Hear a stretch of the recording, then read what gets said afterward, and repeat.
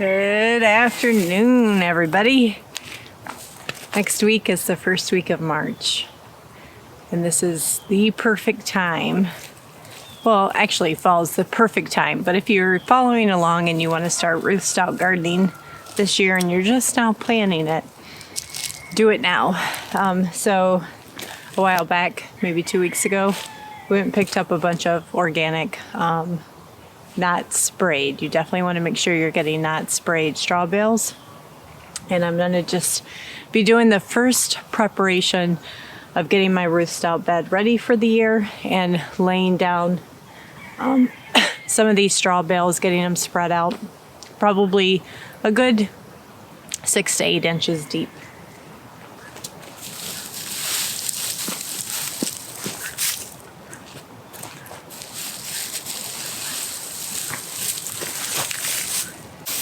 And if you are like me and you still have patches of snow, don't worry about that, just stack it on top.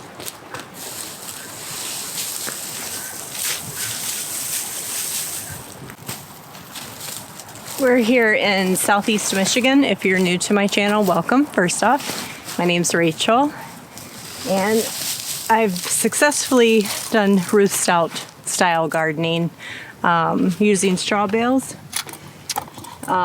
As long as, well, I would say for the last, 4 seasons now? This will be my 4th season growing in this method. And I love it specifically for potato growing.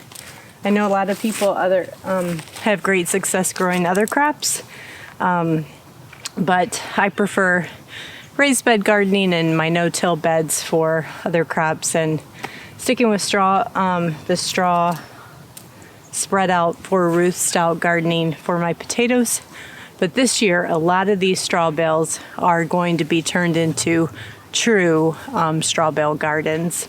So I look forward to trying that method for the first time this year. So this row that I'm working into, I kind of have a little bit of experience here, is, I don't know, 20, let's see, I would say 25 foot wide, and probably 4 bales is all I need to get it going.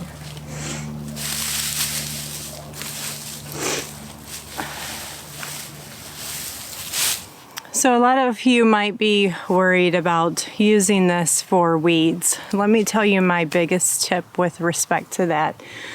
Lay it down super thick. This does have, I'll just show you, for example, some things that might make you go, are this going to make a whole bunch of seeds in my garden?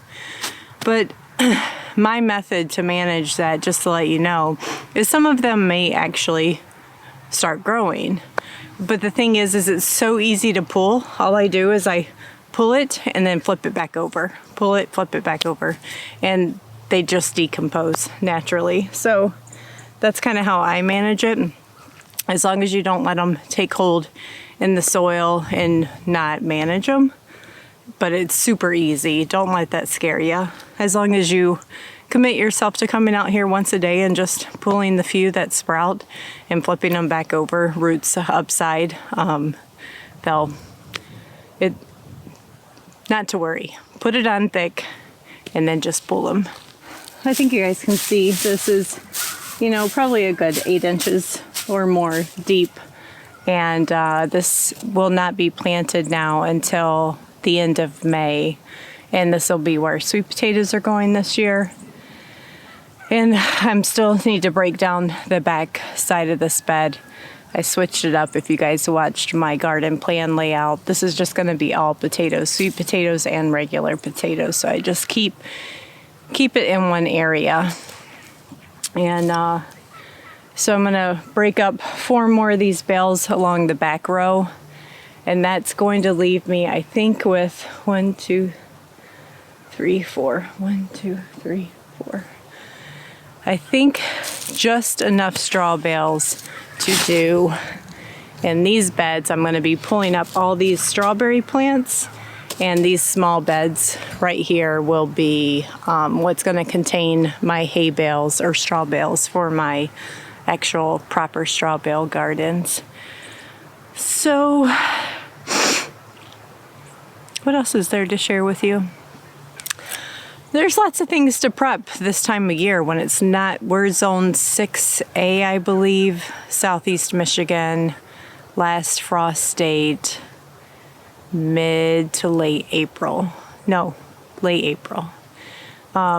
So there's a lot of things though that you can do to prep even for your warm weather crops if you're doing things like this. Another thing I'm going to be doing here shortly is grabbing some wood ash from the fire pit, throwing that down on my tomato bed where the tomatoes are going to be planted. Let the snow and everything, the rain that's going to be coming over the next couple months, bring that down into the soil. So, yeah, it's a beautiful day though, almost 50 degrees outside. And I just want to be outside playing, pretending I'm gardening anyway. Talk to you guys later. Happy gardening where you are.